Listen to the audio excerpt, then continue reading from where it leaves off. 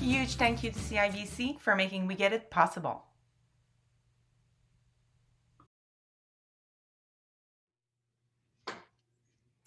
Hello, everyone. My name is Karine. I'm the program director with Young Adult Cancer Canada. Welcome to a new episode of We Get It. Weekly, 7 p.m. Eastern, every Monday, we come to you with guests and conversations and stories, and I love it. And hopefully, you enjoy it when you get to watch it. This week, I'm in wonderful company once again with Blair. We're going to get to know Blair, but thank you for being with me today. No worries. I'm happy to be here. You look so radio professional. Plug. So I am today proudly wearing another one of my Cancer Sucks a t-shirt. I have a bunch, and I'm wearing a different one every week for our series on YAC Prime Study. So this is week 4. I'm wearing my hair down today. I have dark hair about shoulder length. I'm in my kitchen because I needed to change space with my plants and some light, natural light, which feels great. And so this is me today. Blair, how about you? Where are you at? What's up? Yeah, so I'm Blair from Calgary, Alberta, beautiful Calgary, Alberta, where it was 18 degrees yesterday and now it's snowing. So yeah, just Welcome to just Canada. loving that Canadian weather. Uh, I have my hair pulled back into a bun. I'm wearing my YAC sweatshirt today. And yeah, I'm excited to be here. Yes, and who's in the back? Oh, my lovely baby Yoda. He's become my yak, yeah, my yak mascot. He's what everyone knows me for. He's got to be in all my video calls. So I love it. Baby Yoda. I called him an alien. I'm sorry. It is Yoda. I knew that, but I think. Well, thank you for being with me today. And today it is actually the fourth episode that we are doing focusing on YAC Prime Study. And Blair agreed to be with me and to join me today so together we can talk about quality of life, physical and mental quality of life in young adults with cancer. So before we listen to Blair's story and we hear a little bit of his thoughts around that, I want to give you an overview of first what is quality of life. It may sound like we all know what it is, but I'll give you a bit more of the scientific definition. And then I'll give you a highlight on the findings we had from a YAC Prime study. In case you don't know, 2017, YAC, in collaboration with Dr. Sheila Garland from Memorial University here, created this big survey and study, the YAC Prime study. 622 young adults took part, and from there, we have gathered so much relevant information about this beautiful population to understand a little bit better what it means to have cancer as a young adult. It's different, and that's definitely what we found on YAC Prime Study. So today, quality of life. What is it, Blair? So I'll just go through the definition I have here in my beautiful scientific article.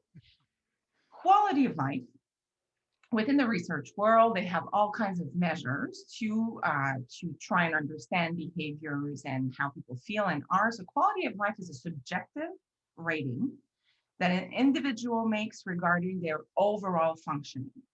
Quality of life is a concept that represents an individual's general perception of the physical, psychological, and social aspects of their life.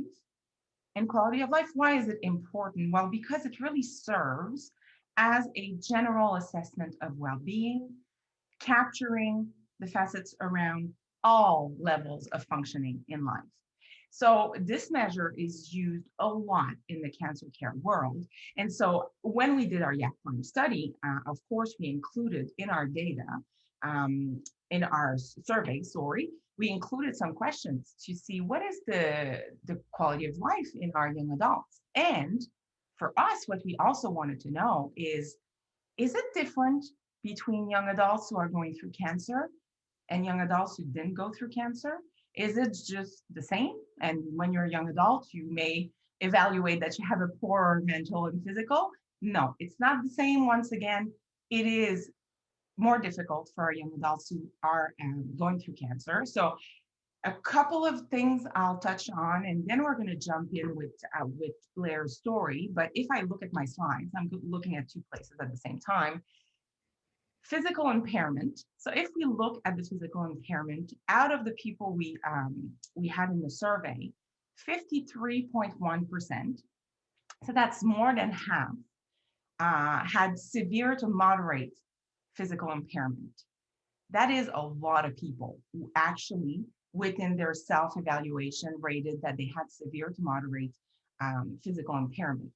But then if we look at the quality of life itself, the survey compared, like I said, young adults who have cancer with young adults who don't have cancer.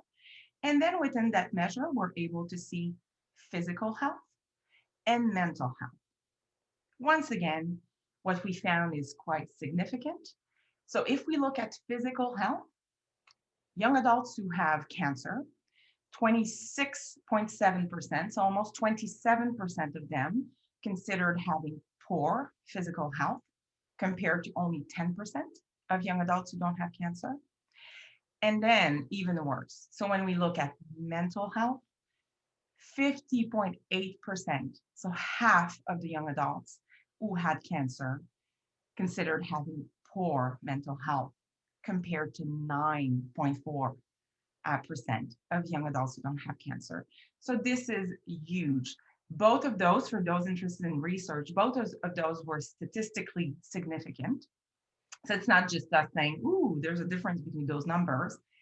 This is in the research world significantly different. But for us, again, because we work and talk to young adults all the time, obviously it was more, and I don't know how you felt like Blair, but to me, I didn't fall off my chair when I read this. It was kind of confirming a lot of what we hear in the community, which is physically and mentally, especially throughout the cancer treatment, but often, as we know, long after, for those who finish treatment at some point, huge impact on our mental health and physical health. So let's kind of go into you, Blair, and first maybe start by telling us a little bit about your cancer connection, your cancer story, and then Yeah, we're going to go into quality of life. definitely. So I was diagnosed in 2016 when I was 21 years old. So it'll be my 5-year anniversary in July this year. Not the best anniversary to have, but yeah. So I was diagnosed with a blood cancer called myelodysplastic syndrome. It's in the blood cancer family. And it's been a long road since then. I did the whole bone marrow transplant thing and the heavy chemo related to that. And unfortunately, 8 months after my bone marrow transplant, I was told my cancer had come back. And since then, I have just been doing chemo every 4 to 6 weeks. It's spread out over the years and trying to live the best life that I can in between doing chemo and experiencing new things and meeting new people. And yeah, it's been a rocky road, a lot of quality of life issues, both physically and mentally. But I'm happy to say that I'm probably the best I've not only been in my cancer journey, but probably in my entire life at this point. Yeah, so I'm excited to talk about it. That's great. And Blair, like for those of you who don't know Blair, we've connected with you not that long ago, but from the moment we did, you literally, regardless of what was going on medically, because as you'll see and speak of, a lot was going on, but you jumped in everything you could. So Blair is a volunteer with YAC. He's one of our activists. He's a local life leader. He leads all kinds of activities to connect peers together. And you have learned to do this and continue to do this while managing your treatment and the side effects of that and the impact it has on you, which we're so appreciative of that. But so how about, so quality of life for you, how would you, because I think for some people, are you able to compare before cancer and now with cancer, the differences between physical and mental quality of life? Yeah, so as I mentioned, my quality of life has really differed throughout different points in my cancer journey. Um, so I break up my cancer journey into a few different phases. And the first phase is before my bone marrow transplant. And at that point, I had no quality of life whatsoever. I gave up on living life. It was either I get the bone marrow transplant or I die.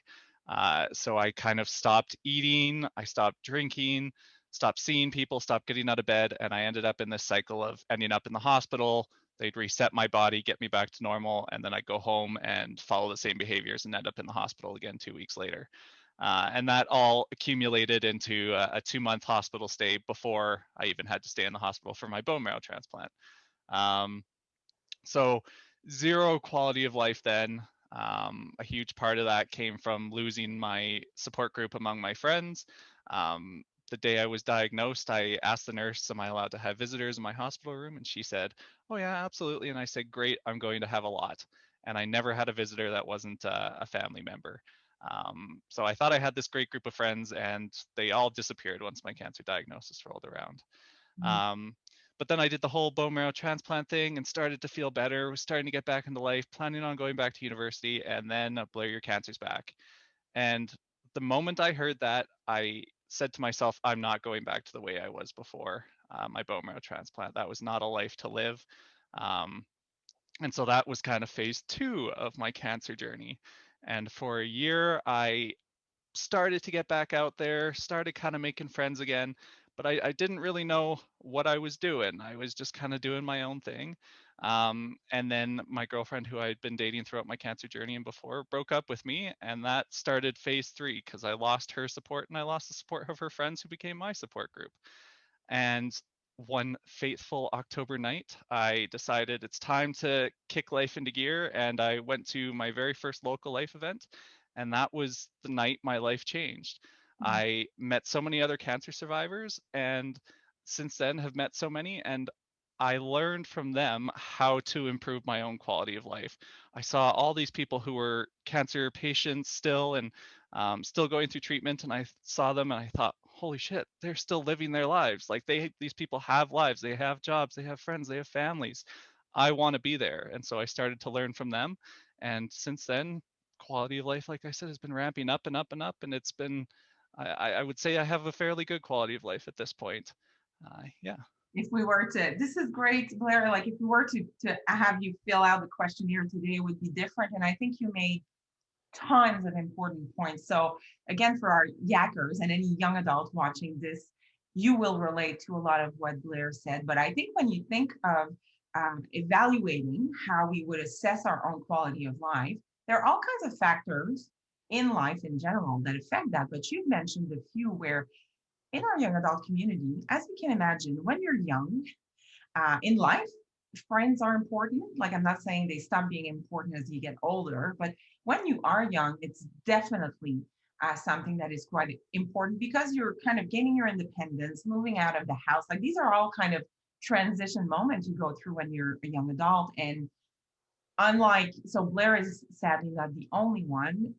Friends, acquaintances, that is really impacted for many, many young adults. So, of course, when you have your circle of friends, like you said, you expect them to show up and they don't. There is no way that cannot affect your mental health, Yeah. quality, your perception of how you're doing, because, of course, you're going through grief, anger, fear, like everything that comes with cancer, and then your friends disappointing you.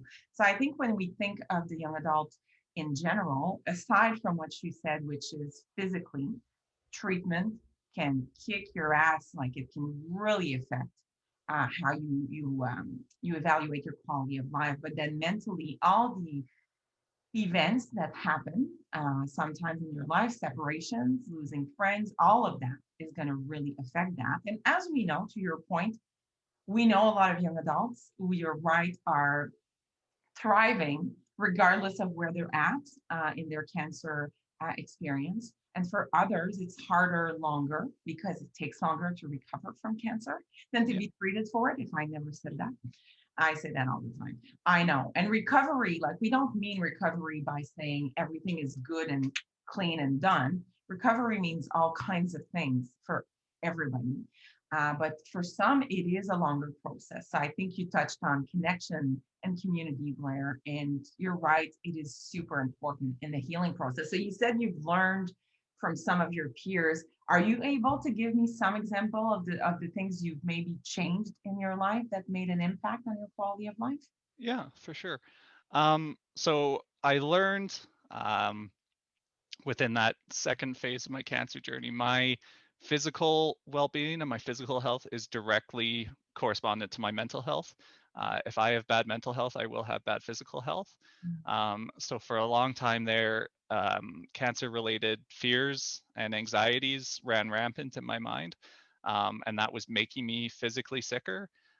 So something that I did was put in the work to get my mental health under control, and to address these fears instead of trying to push them under the carpet. And so I've done a lot of therapy with my psychologist. And one of the things that I love so much about YAC, especially getting to go to retreat in March of last year, was having the opportunity to talk about those things with people who can relate and who won't judge you.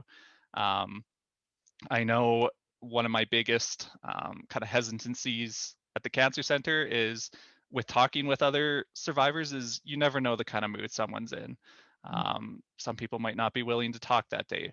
Whereas if you go to a YAC event or a retreat, you know people are there are willing to talk about this kind of thing. And it's really good to get it out instead of keeping it all cooped up inside. And so that's one of the hugest improvements to my life well-being right now is dealing with the mental side of things.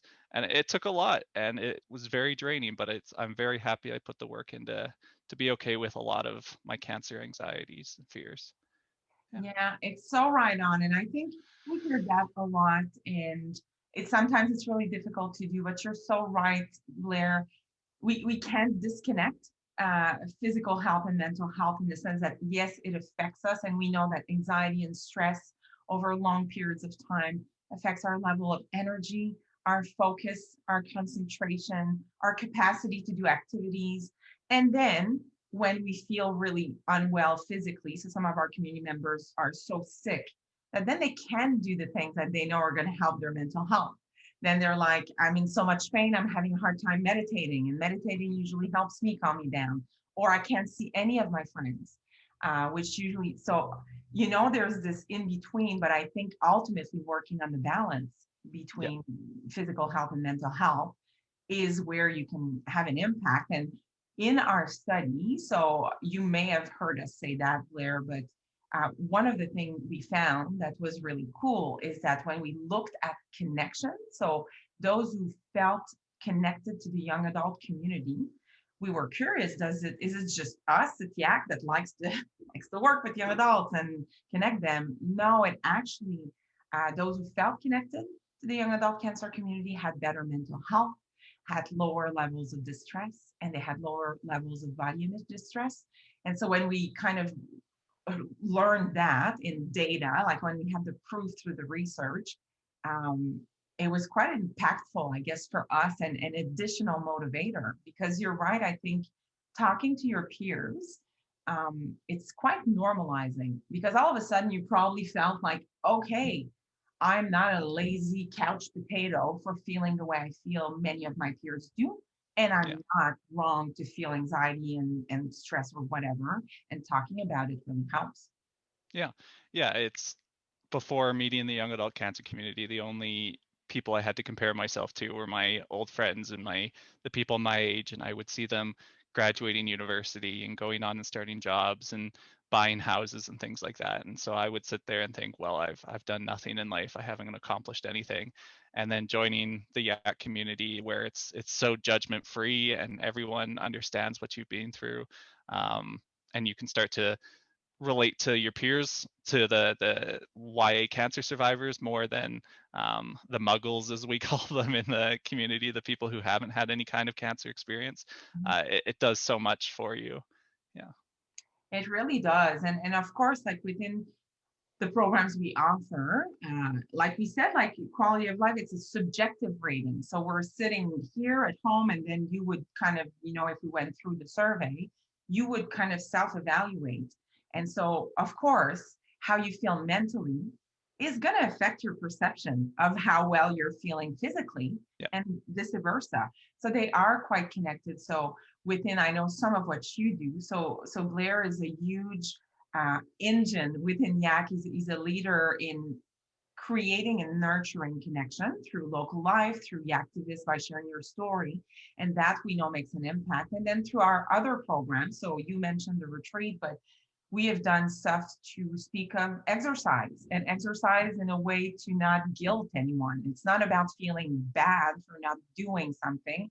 It's about learning and empowering yourself to say, okay, I'm not where I want to be, but what steps could I take to do this or that or feel better, and meditation and self-compassion and all the other elements that we can bring in eventually kind of bring you, because I love that you're saying, Blair, that right now you're in treatment, and Blair is one where you'll say, I'll do this episode with you, Karine, but I won't be able to do it. I have chemo then I'm just going to be out of the office and then I'm going to come back. But and then you're saying you're feeling better than maybe even ever in your life, and that is while getting treatment, and that's pretty amazing. Do you know what could be one of the few main reasons for that? Do you have an idea of some of the things make a big difference? I've learned to be kind to myself. If there's a day where I just need to lay in bed all day, I don't feel bad about it. I live my life the way I want to. And that, like I said, it includes setting aside days to feel like crap. I know not to push myself after my chemo, whereas for a very long time it was a push to just feel better so I can get back to normal life. Whereas now it's let myself have the time I need to start to feel better. And then once I am, again, I keep saying it, YAC is just such a judgment-free zone. So I know that I can take that time and have everyone in my life understand. I've got my fingers in a lot of YAC's pies right now. I'm starting to run out of fingers at this point. But it's nice knowing that I've got the support of everybody around who understands that I need that time. And then after I'm done needing that time, I do enjoy pushing myself mentally, like I said, going through counseling sessions and helping others, and also physically getting out of bed, going and running a bunch of errands, even if I don't feel 100%, but I've given myself the time. But so I recall last year when I was moving, I pushed my body so hard moving into a new apartment. But at the end of it, I thought, man, this is great. My body can keep up. It's proven itself. This cancer body has proven that it can keep up, and that that maybe I should keep pushing myself even more, kind of thing. Yeah. Yes, it made me think, excuse me, how you were referring to taking time to rest and then going at it. Like there's Yeah. this an analogy, which I think it's a breast cancer survivor lady, maybe in the US or Canada, that had this spoon analogy. And let's say you start your day with 10 spoons. You have to pick and choose. And to your point, a lot of our community members will push sometimes, go do move or go to a party or go to a weekend somewhere out, and know that it's going to be taxing. So they know they might be out of commission for a few days after, but sometimes it's worth it. Then sometimes it's like, that was worth it. I could do it. I did it. Now I'll just rest. And, so I feel like I've seen you set your cycle and rhythm that allows you to continue to be quite active in your life Yeah. and in life. So for anyone, again, maybe listening in and learning about the young adult cancer experience, like I think it's important to understand. You said a few things that are really important, Blair. So the non-judgment space you're talking about within your cancer peers, the Young Adult Cancer Canada's community, is great. But I would invite anyone who doesn't have cancer, who might be listening in or watching, to think of, okay, do you have your own? We're human, we judge sometimes, we make assumptions sometimes, but cancer fatigue, energy, the impact treatment can have mentally, physically, it's not just sometime a quick nap that is going to repair that. Sometimes it is, like you say, really kind of recharging in a real way to be able to function after. So sometimes to be mindful not to put too much pressure and expectation because you're young.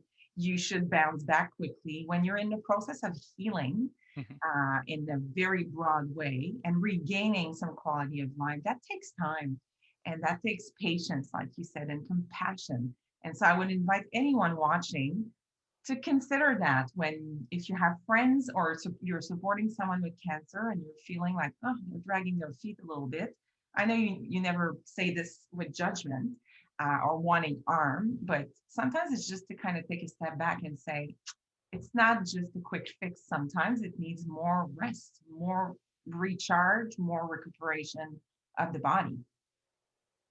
Yeah, I agree with that. Yes, it's all little tips that we drop there.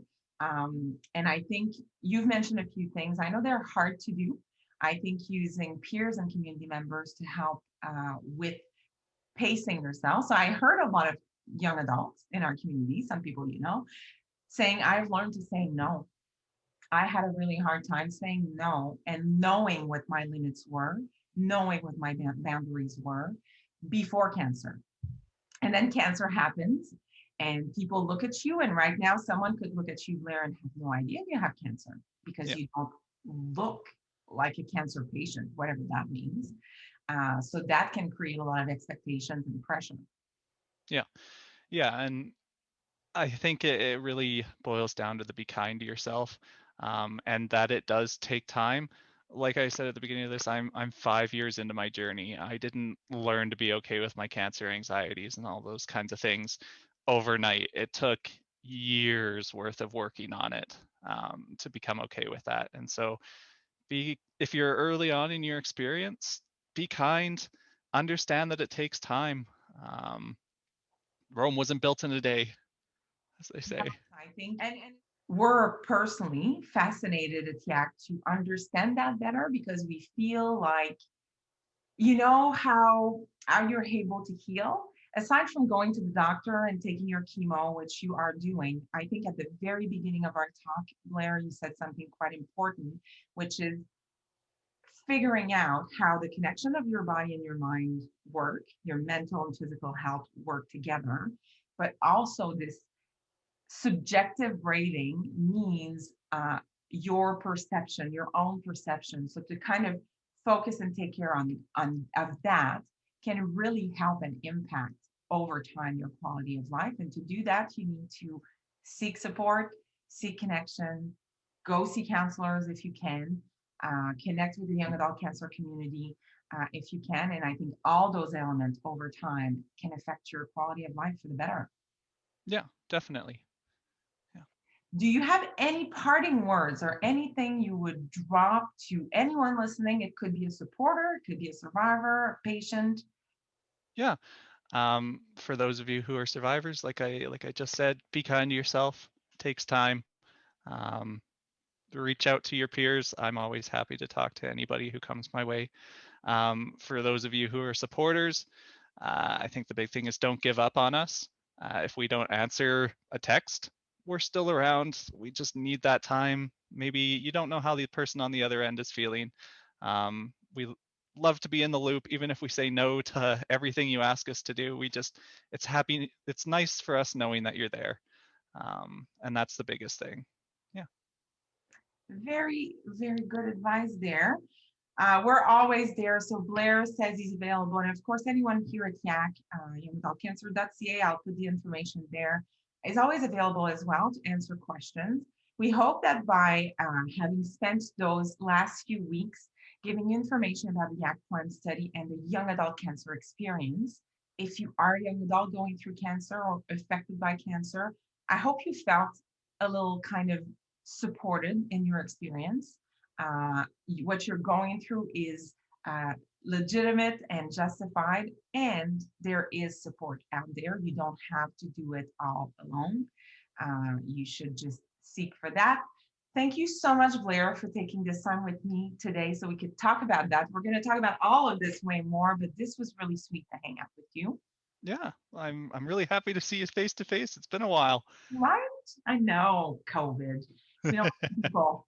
And as I do every Monday, I remind myself and everyone, I think, who can benefit, which I would argue is everyone, to just breathe, take a few moments in your day. Personally, I love to do it definitely before I start my day, to take a few deep breaths before I eat, to take a few deep breaths when I go to bed, just to kind of make some space, connect with yourself, calm yourself if you need to be calm, or even if you just need to connect with the gratitude of a specific moment for feeling good, waking up and feeling good. Like I know a lot of our community members, they don't take that for granted. So remember to just breathe as often as you need throughout your day. It always, always makes a difference. Thank you, everyone, for watching. Thank you again, Blair. I can't wait to see you in person. But in the meantime, that was sweet. And wishing everyone a great rest of the day or whatever. Thank you. Bye, Bye. everyone.